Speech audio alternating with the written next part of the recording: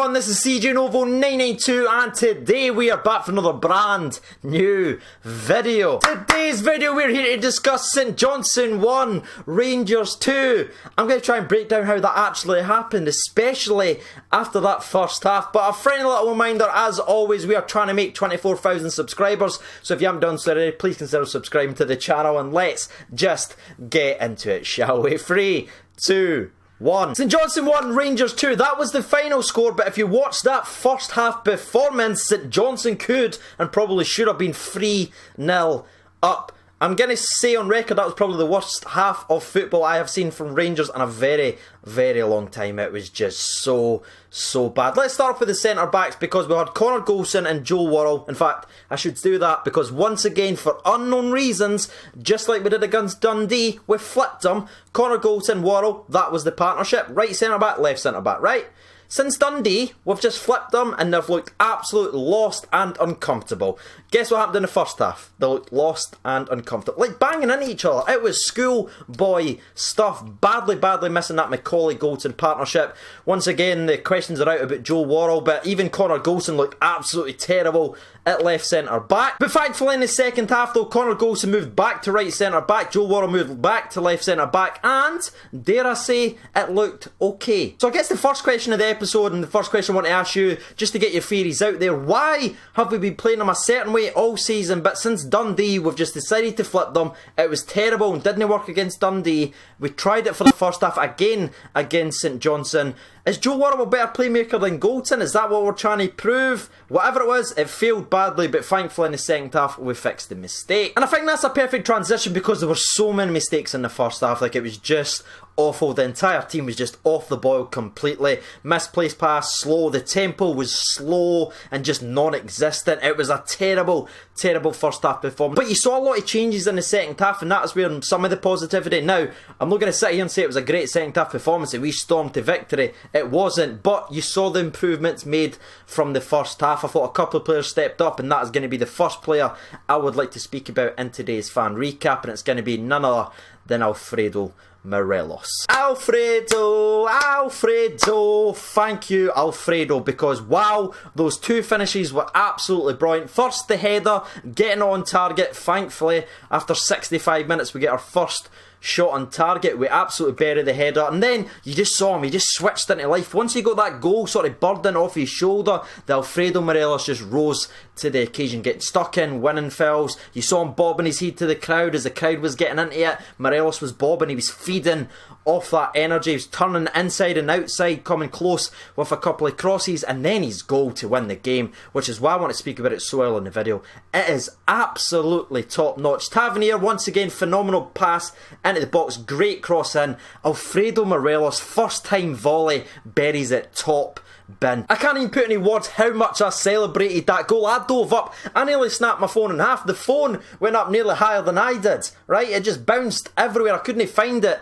It was a brilliant finish and it's something that we needed. There's been a couple of criticisms of Alfredo Morelos, you see now and again, from some people that just don't like him, saying, oh, he doesn't score in the big matches when we need him. That was a massive match, and a match we badly needed him, and he had two opportunities to score and he took them both. It was absolutely brilliant. So Alfredo Morelos, hands down, is my man of the match. He was the Rangers player out there today fighting for the badge. Now, before we speak about the next player, let's actually break down how the game actually went, because St Johnstone took the lead round about the 43rd minute from Kennedy cuts inside after Lee Wallace gets subbed on. Don't worry, we're going to speak about him later on. Cuts inside, finishes it. It was a great goal, but truthfully, they should have probably been up 3-0 because they had clear opportunity after clear opportunity. They were through on goal after a Connor Goldson Joe Worrell mix-up, and then another one where they had a free header at the back post where they missed. So going into half-time at 1-0, I was sitting there relieved, and I'd have never guessed I'd be sitting in that situation. Now, going into the second half, we clearly needed to make some changes, and that is what Steven Gerrard did.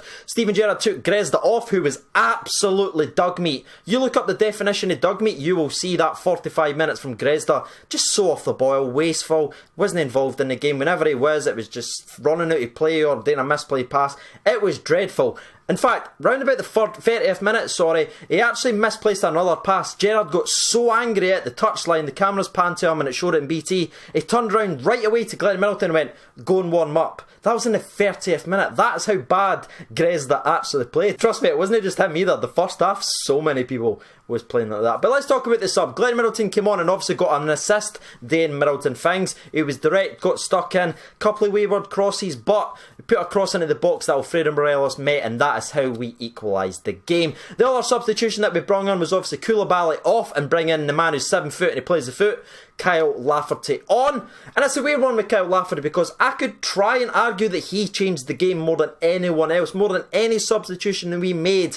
I think Kyle Lafferty was the one that changed the most because he added a new dynamic to the game. He made it difficult. 2 in the box is a lot harder to defend than 1, and he just made it difficult for Johnstone. We started winning more of the second balls. He was occupying another defender, which created space for others, and I know he missed 2 golden opportunities. I can't defend him. The first one he should definitely score, and the second one he has so much more time than he actually thinks he has. He should bury, he should be sitting here with 2 goals, but once again, I've tried to argue that Kyle Lafferty changed the game, and I'm interested to see what your thoughts are on that. Kyle Lafferty, what did you think about when he came on? Did he do enough for you? Clearly should have scored, but I thought his overall impact in the game just showed because we started creating more opportunities the minute he came on. Now, the last substitution I wanted to speak about was actually the first one that was made, and the reason I left it to last is because it's none other than Lee Wallace. Now, he actually came on because Barisic has pulled a hamstring. That's what it looks like to be, so that is a massive, massive blow. Clearly, if it's a hamstring injury, that's him going to be missing Hibs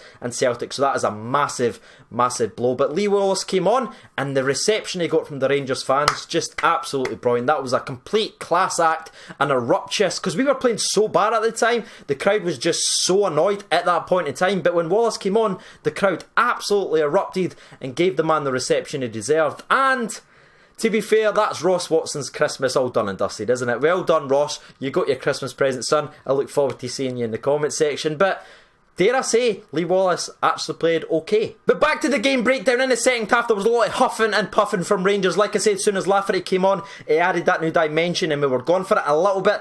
It wasn't a great performance, but we were attacking and we were making things happen. Couple of half chances here, couple of half chances here. Nothing really on target until, obviously, the first Alfredo Morelos goal. And then Tavernier slips in with another beautiful pass, as I mentioned, and that world-class finish from Alfredo Morelos to win it in the 88th minute. That was a massive moment in our season, and the man was big enough to take it and absolutely bury it into the top bin. And that is how it finished. It was Rangers 2, St Johnstone 1. St Johnstone gave as good as they got. Arguably, if you're a St Johnstone fan, you may be feeling a wee bit hard done by because you created so many opportunities, but the fact that we had Worrell and Goldson in the wrong positions, I'm just going to take that win and take it to the bank. It doesn't matter how you win in this league. 3 points is 3 points. You can play amazing and win 1-0, or you can struggle to win 1-0. It all matters the same. 3 points is 3 points, and I'll take it all day long. That's going to be my fan recap. A lot of changes need to be made, a lot of things need to be addressed, but I don't care, we got the 3 points. What's your thoughts on the game? Make sure you let me know in the comment section below.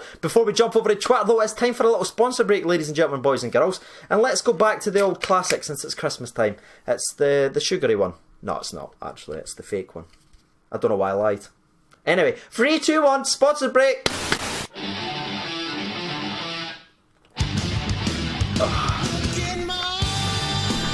So now, I can't wait for this, it's time to read out the nation's opinion. So the 3 names that I actually listed for the man of the match poll was Tav, Middleton and Morelos, but if I could, I'd have went Morelos, Morelos, Morelos. Anyway, 1,239 votes, 1% votes for Tav, 2% votes for Middleton, 2% votes for other, but 94% of the people vote for Alfredo Morelos. So let's see what the people's had to say. Stevie Brown says, Alfredo has to get it, mate. Rank rotten performance in the first half, but better, slightly better in the second half. Need new players as soon as possible, but a very happy Christmas, and thank God for Alfredo Morelos. Thank God indeed. Barney at Bauble Stinson, well done once again, son, Christmas name. Coiste said Morelos, El Buffalo Low was the MVP of this soccer game, and I agree, dude. I mean, there's so much wrong with that sentence, but I'll move on. I'll let it go. It's Christmas. Scott McCauley says, El Buffalo saves the day once again. Sam says, can't be anyone other than Morelos. Let's be honest, it's a one-man show, but the 3 points is all that matters. But if we can get across this month and have an amazing transfer window, we have a chance. Cairo says, Morelos is the reason we have anything to shout about. 6 massive points at home next needed. Ewan McKenzie says, Alfredo Morelos played incredibly today, and a blue love heart. Yes, indeedy. Peter Ramsey says Middleton and Lafferty changed the game when they came on. Big result for Rangers. Morelos easily man of the match. Daniel says Golton was great today, I think, but Morelos has to take it as he won us the game. The next one we'll read out comes from Jordan. He says Wallace was the best player on the pitch by a mile. I mean, I can't even argue because he played well. It feels weird. I don't trust it. Ross Watson. Brilliant. Wallace, he was phenomenal. Morelos was okay. I'll give you that, mate. It's Christmas. Fair play, son. Fair play. David Bluff says 2 words. Alfredo Morelos. Lee Hamilton said word. Murray Wallace. Okay. And the last one we'll read out to give everyone a chance. Big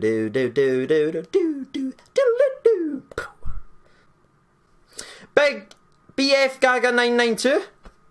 Wallace should get married the match for his jogging performance. Well done. So there you have it. You have the people's opinion. You've also heard mine. If you haven't done so already, please consider getting involved in the comment section. That is what the channel is all about, getting the Bears' thoughts out there. If you'd like to support the channel directly, the link for that, as always, to the Patreon will be in the description below. I've been SageAndOver92. If I don't see you again until Christmas, have a great Christmas all. Thank you so much for all the support on the channel, and bye.